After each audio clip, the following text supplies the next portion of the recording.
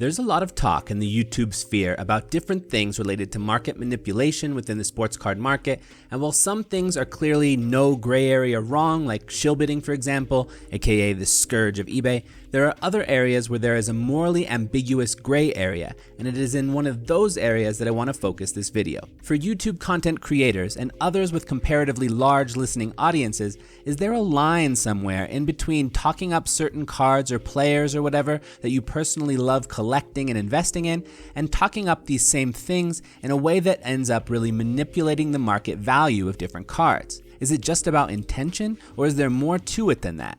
Let's consider this.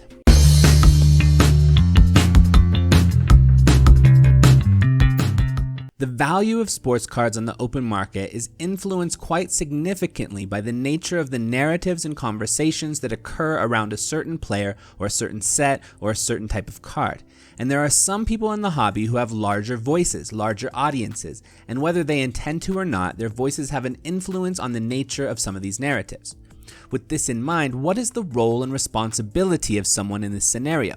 I'm not thinking about this question from a legal perspective, but more from a moral one. If a content creator knows that his or her opinion can influence the direction of some of the narratives to some degree, does he have a moral obligation to temper his expression so as to try to minimize the effects his words may have on the market? For example, maybe he really believes that so-and-so player is the next young prospect to become a superstar.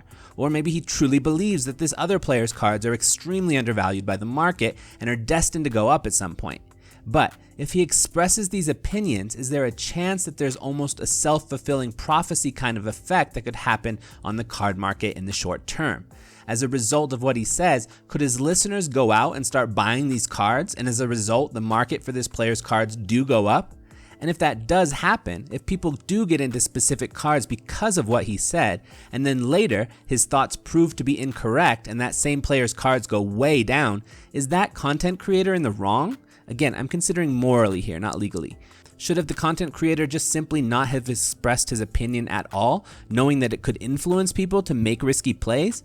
Or is it just that that's not relevant? Is it really just up to the individual buyer to decide what to buy, and whatever the influencer said shouldn't matter, because ultimately it was that other person who made the final decision? Just chalk it up to learning and move on. On the other side of the coin, maybe you also have a different content creator who is so hyper-focused on not wanting to manipulate the market in the slightest of ways that he barely even ends up talking about his own cards or cards he likes or what he's been buying or selling, and his channel really seems to be missing the sports card element of a sports card channel.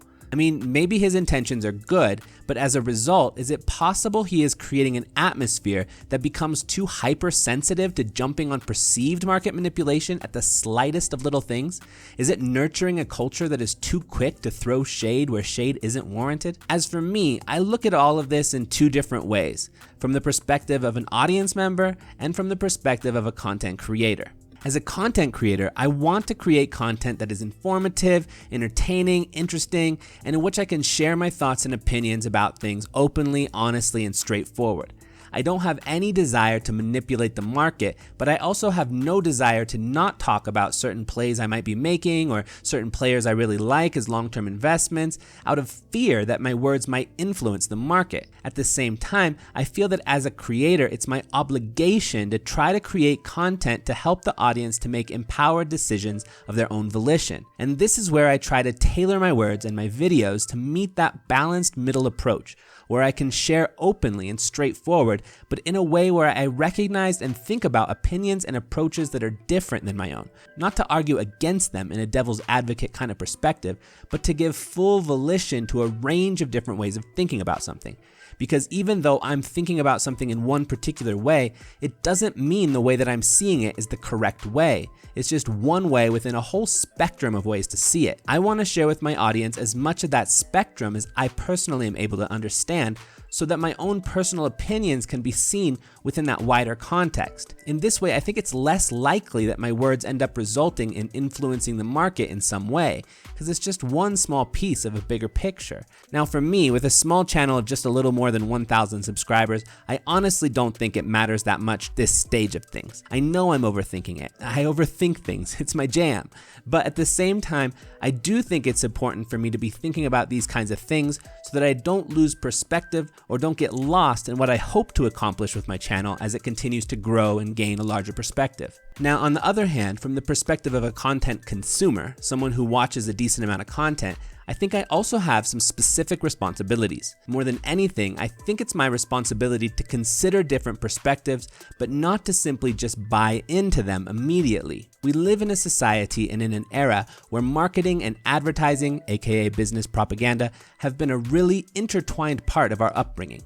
I mean, I can't recall more than a couple of specific things I remember learning in middle school, but I can recite a dozen or more different advertisement jingles from that same time in my life without a second thought. We've been trained to passively take in information and accept it or not accept it based on whatever framework we've internalized as truth. We've also been trained to assume that our framework is the right one and that the way we see things is the reality of the thing, but that's where we get it wrong. The way we see things is just a little bit of a bigger picture that we can only see a small part of.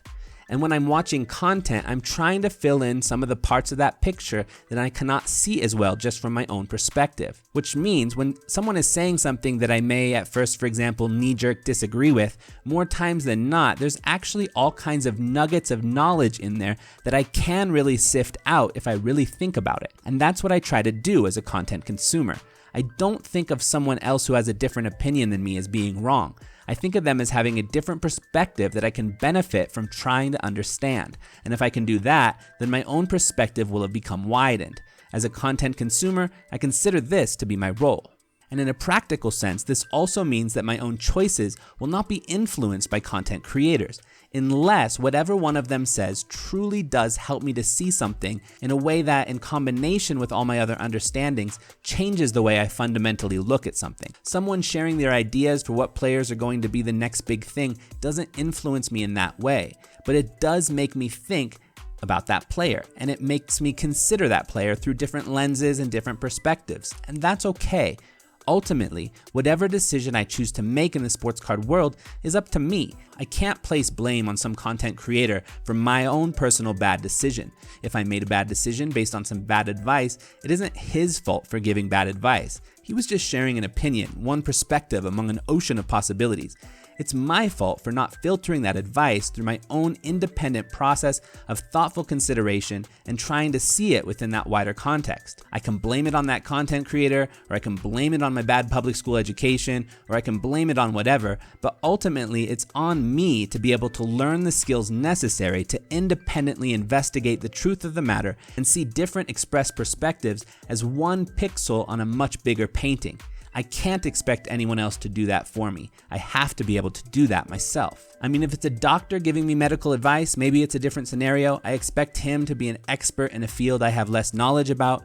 But when it comes to sports cards, where there isn't an underlying scientific truth, where it's just a fluctuating flux of factors causing market changes, and no one can know what's going to happen next, there are no experts. There's just perspectives and my own capacity to learn and see things in wider perspectives over time.